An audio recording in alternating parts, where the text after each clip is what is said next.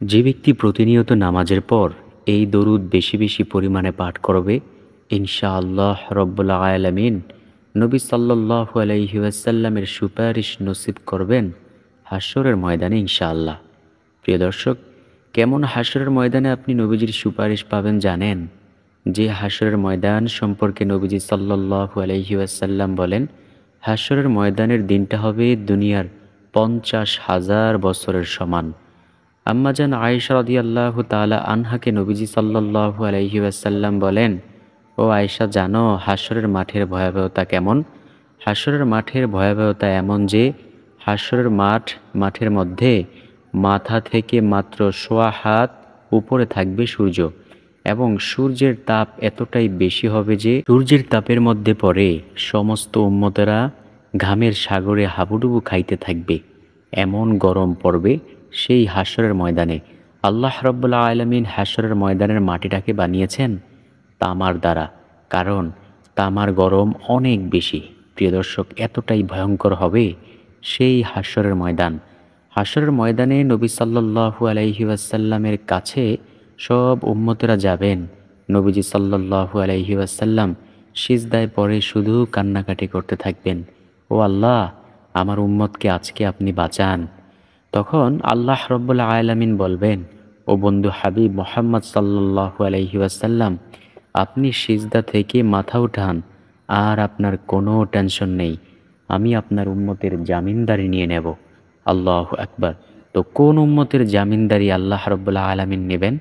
যেই উম্মত নবীজি সাল্লাল্লাহু আলাইহি ওয়াসাল্লামের প্রতি বেশি বেশি দরুদ পাঠ করেছে এবং নবীজি সাল্লাল্লাহু আলাইহি ওয়াসাল্লামের দেখানো পথগুলো অনুসরণ ও অনুকরণ করেছে, তাদেরই জামিনদারি রব্বুল আলামিন নিয়ে নেবেন ইনশাআল্লাহ। তো প্রিয় দর্শক, আজকের ভিডিওতে দুইটি পার্ট আলোচনা করব। প্রথম পার্টে আলোচনা করব দরুদ পাঠের বিশেষ ফজিলত সম্পর্কে। দ্বিতীয় পার্টে আলোচনা করব কোন সেই দরুদ, যেই দরুদ বেশি বেশি পাঠ করলে নবী সাল্লাল্লাহু আলাইহি ওয়াসাল্লামের সুপারিশ পাবেন হাশরের ময়দানে ইনশাআল্লাহ ইনশাআল্লাহ। তো চলুন সর্বপ্রথমে আলোচনা করা যাক দরুদ পাঠের বিশেষ ফজিলত সম্পর্কে। নবীজি সাল্লাল্লাহু আলাইহি ওয়াসাল্লাম বলেন, ও উম্মতেরা, তোমরা যদি চাও তোমাদের গুনাহগুলো রব্বুল আলামিন বেশি বেশি পরিমাণে ক্ষমা করুক, তাহলে তোমরা আমি নবীর প্রতি বেশি বেশি পরিমাণে দরুদ পাঠ করিও। কারণ যে ব্যক্তি নবীজি সাল্লাল্লাহু আলাইহি ওয়াসাল্লামের প্রতি বেশি বেশি দরুদ পাঠ করবে, রব্বুল আলামিন তার গুনাহগুলোকেও বেশি বেশি পরিমাণে ক্ষমা করবেন ইনশাআল্লাহ। যেমন নবীজি সাল্লাল্লাহু আলাইহি ওয়াসাল্লাম হাদিসের মধ্যে বলেন, কোনো ব্যক্তি যদি একবার দরুদ পাঠ করে, আল্লাহ সাথে সাথে তাকে 3টি পুরস্কার দেন। সর্বপ্রথম নাম্বার পুরস্কার হলো আল্লাহ তার 10টি গুনাহ ক্ষমা করে দেন। দ্বিতীয় নাম্বার পুরস্কার, রব্বুল আলামিন তাকে 10টি রহমত দান করেন। তৃতীয় নাম্বার পুরস্কার হলো আল্লাহ রব্বুল আলামিন তাকে 10 ধাপ মর্যাদা বৃদ্ধি করে দেন আল্লাহর আদালতে।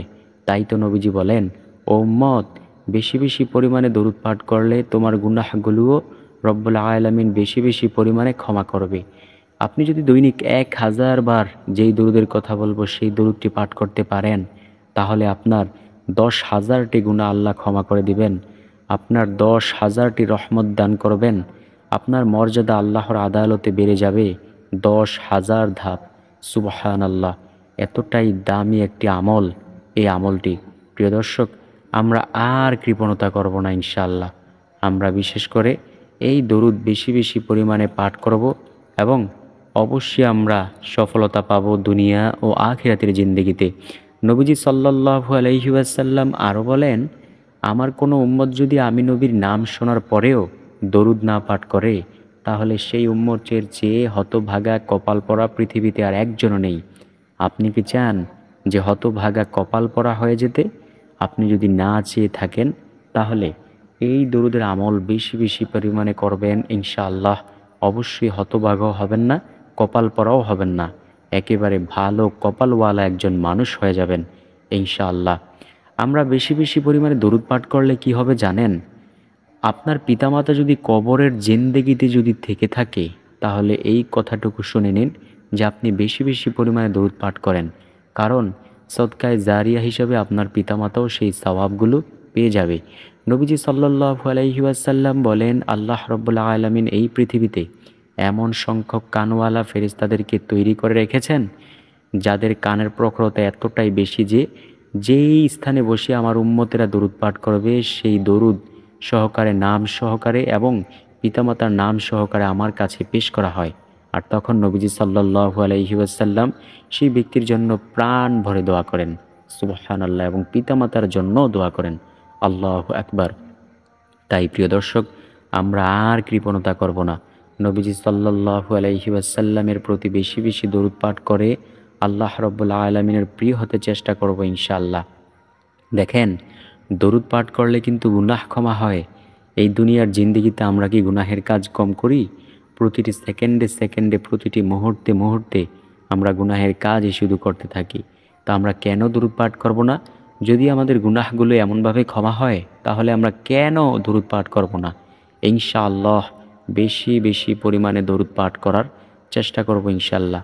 যদি চেয়ে থাকেন যে হাসরের ময়দানে নবীজি সাল্লাল্লাহু আলাইহি ওয়াসাল্লামের হাতে হাউজে কাউসারের পানি পান করবেন, তাহলে আর কখনই কৃপণতা করবেন না।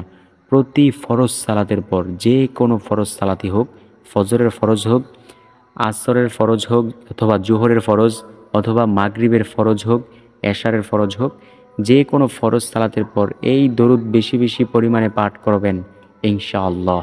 দেখেন, দরুদ পাঠের এতটাই ফজিলত যে আপনি যদি নবীর প্রতি বেশি বেশি পরিমাণে দরুদ পাঠ করেন, নবী সাল্লাল্লাহু আলাইহি ওয়াসাল্লাম বলেন, হাসরের ময়দানে সে আমার একেবারে নিকটেই থাকবে।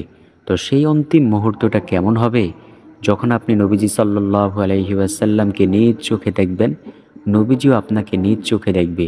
সেই অন্তিম মুহূর্তটা কেমন হবে একটু কমেন্টের মাধ্যমে জানায়েন। তো চলুন আমরা সেই গুরুত্বপূর্ণ দরুদের আমল সম্পর্কে কথা বলি। তো সেই দরুদটি হলো, আপনি চাইলে নোট করে রাখতে পারেন অথবা লিখে রাখতে পারেন। সেই দরুদ হলো প্রত্যেক ফরজ সালাতের পর পাঠ করবেন, আল্লাহুম্মা সাল্লিম আলা সাইয়্যিদিনা মুহাম্মাদি ওয়া আলা আলি মুহাম্মাদ বারিক ওয়া সাল্লিম। এই দরুদ ইনশাআল্লাহ ফজরের ফরজ, জোহরের ফরজ, আসরের ফরজ, মাগরিবের ফরজ ও এশারের ফরজ সালাতের পর পাঠ করবেন। ইনশাআল্লাহ হাসরের ময়দানে নবী সাল্লাল্লাহু আলাইহি ওয়াসাল্লামের সুপারিশ পাইবেন ইনশাআল্লাহ। আর একটা বিশেষ কথা হলো, অনেকে প্রশ্ন করবেন যে এই দরুদ পাঠ করলেই হবে, অন্যান্য আমল করার কোনো প্রয়োজন নেই। অবশ্যই এই দরুদ তো মাত্র নফল ইবাদত মাত্র। আপনি যদি অন্যান্য ইবাদত না করে শুধু এই আমলই করেন তাহলে কোনো কাজে আসবে না। অন্যান্য নবীজির দেখানো পথ ফরজ ইবাদতগুলো অবশ্যই মানতে হবে। দরুদ তো হলো শুধু নফল ইবাদত। দরুদের উসিলায় আপনি আল্লাহর কাছে ক্ষমা চাইবেন, হেদায়েতের দোয়া করবেন, দেখবেন আল্লাহ আপনাকে হিদায়াত দান করবে। আর আমার বিশ্বাস হলো হিদায়াত প্রাপ্ত বান্দাবান্দিরা কখনোই গুনাহের কাজ করে না। আর তখনই আপনাকে আল্লাহ রাব্বুল আলামিন এমন বিশেষ মর্যাদার অধিকারী করবেন যে আপনি নবী সাল্লাল্লাহু আলাইহি ওয়াসাল্লামের হাতে হাউজে কাউসারের পানি পান করিয়া ইনশাআল্লাহ নবীজি সুপারিশ করিয়া জান্নাতের মধ্যে নিয়ে যাইবেন ইনশাআল্লাহ। ইনশাআল্লাহ প্রিয় দর্শক, আশা করব ভিডিওটি আপনাদের কাছে খুবই ভালো লেগেছে এবং খুবই উপকারী মনে হলে আপনাদের যারা প্রিয়জন রয়েছে তাদের কাছে অবশ্যই ভিডিওটিকে শেয়ার করতে ভুলবেন না। ভালো থাকুন, সুস্থ থাকুন, দেখা হবে, কথা হবে ইনশাআল্লাহ পরবর্তী কোনো ভিডিওতে।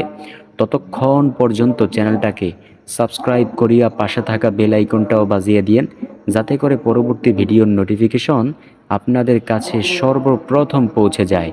তো ভালো থাকুন, সুস্থ থাকুন, আল্লাহ হাফেজ, জাযাকাল্লাহু খাইরান।